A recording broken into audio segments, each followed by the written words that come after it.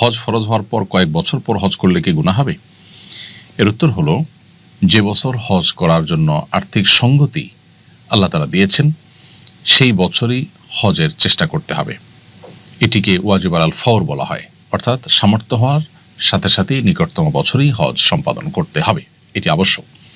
যদি সেটা না করেন এবং বিলম্ব করেন, বিশেষ করে ঠুনকো ওজরের ভিত্তিতে যে আমি ব্যস্ত, এই মুহূর্তে সময় করতে পারছি না, 2 বছর পরে করব, 4 বছর পরে করব, জীবনে একবার করলেই তো হলো, এরকম ঠুনকো অজুহাতের কারণে যদি হজকে বিলম্ব করেন কেউ, তাহলে সেটি পরিষ্কার গুনাহ হবে। নবী করিম সাল্লাল্লাহু আলাইহি ওয়াসাল্লাম বলেছেন, তাহাজ্জালুল হজ, তোমরা হজ বিলম্ব না করে দ্রুততার সাথে সম্পাদন করো। কেন? ফাইন্নাহু লা ইয়াদরি মা ইয়ারিদুলাহ, কারণ কোনো ব্যক্তি হজকে যে বিলম্ব করবে, 2-4 বছর পরে করবে, সে তো জানে না যে কি তার জন্য অপেক্ষা করছে। কোনো বিপদ তার এসে পড়তে পারে, কোন বিপদের মুখোমুখি সে হতে পারে। অতএব তার হজ বিলম্ব করা উচিত নয়। এই কারণেই হজকে বেশিরভাগ উলামা ইকরাম ওয়াজিব আলাল ফওর বলেছেন, অর্থাৎ সামর্থ্য হওয়ার সাথে সাথে নিকটতম বছরই হজ আদায় করা উচিত এবং কর্তব্য, আবশ্যক। যদি কোনো কারণে বিলম্ব করেন, গুনাহগার হবেন। এরপর তিনি যদি হজ করে ফেলেন পরবর্তীতে কোনো বছরে, তাহলে উলামা আহনাফের মতে তার গুনাহ যেটি হয়েছিল সেটি উঠে যাবে। অন্যান্য উলামা ইকরাম অবশ্য সেটি বলেন না। অর্থাৎ খোলাসা কথা হলো যে, একান্ত নিরুপায় না হলে হজ বিলম্ব করা উচিত না। নিরুপায় কীরকম?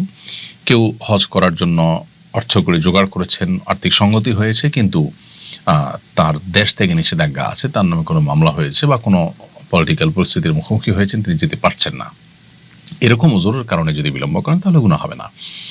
অথবা হজ করার মতো আর্থিক সঙ্গতি হলো, এদিকে কোভিড-19 মতো পরিস্থিতি শুরু হয়েছে যে লকডাউন এবং বিমান চলাচল হচ্ছে না, যার কারণে তিনি যেতে পারছেন না। এরকম পরিস্থিতিতে তিনি বিলম্ব করতে পারেন। এছাড়া মেয়ে বিয়ের উপযুক্ত, তাকে এখনো বিয়ে দেওয়া হয়নি, বা আমার অন্য কাজ আছে, বা আমি এখন ব্যস্ত, এই সমস্ত কারণে যদি বিলম্ব করা হয় সেটা পরিষ্কার গুনাহের কারণ হবে। এরপরে প্রশ্ন হলো, আর্থিকভাবে সচ্ছল কিন্তু শারীরিকভাবে অক্ষম এরকম ব্যক্তির হজের বিধান কি? আল্লাহ যাদেরকে আর্থিক সচ্ছলতা দিয়েছেন, তিনি হজ করে আসা মতো টাকার মালিক, কিন্তু শারীরিক সঙ্গতি নেই, এরকম ব্যক্তি সুস্থ হওয়ার যদি সম্ভাবনা থাকে, তাহলে যখন সুস্থ হবেন তখন তার উপর হজ করা ফরজ হবে, তখন তিনি হজ করে ফেলবেন। আর যদি তার সুস্থ হওয়ার সম্ভাবনা না থাকে, তাহলে সেক্ষেত্রে তিনি অন্য কাউকে তার এই টাকা দিয়ে বদলি হজে পাঠাবেন, এমন কোনো ব্যক্তিকে পাঠাবেন যিনি নিজের হজ করেছেন। তাহলে সেই ব্যক্তি এই শারীরিকভাবে অক্ষম ব্যক্তির তরফ থেকে বদলি হজ করবেন, এবং একই সাথে তিনি শারীরিকভাবে সক্ষমতা এবং সামর্থ্য এটি অর্জন নাও করতে পারেন, কখনো আশঙ্কা থাকলে তিনি ওসিয়ত করবেন যে, আল্লাহ না করুন আমি যদি সুস্থ হয়ে উঠতে না পারি বা সুস্থ হয়ে হজ করার সুযোগ না পাই, তাহলে আমার যে অর্থ রেখে যাচ্ছে এটা দিয়ে যেন আমার তরফ থেকে বদলি হজের ব্যবস্থা করা হয়। ইনশাআল্লাহ এতে তিনি দায়মুক্ত হবেন এবং তার ফরজ আদায় হয়ে যাবে।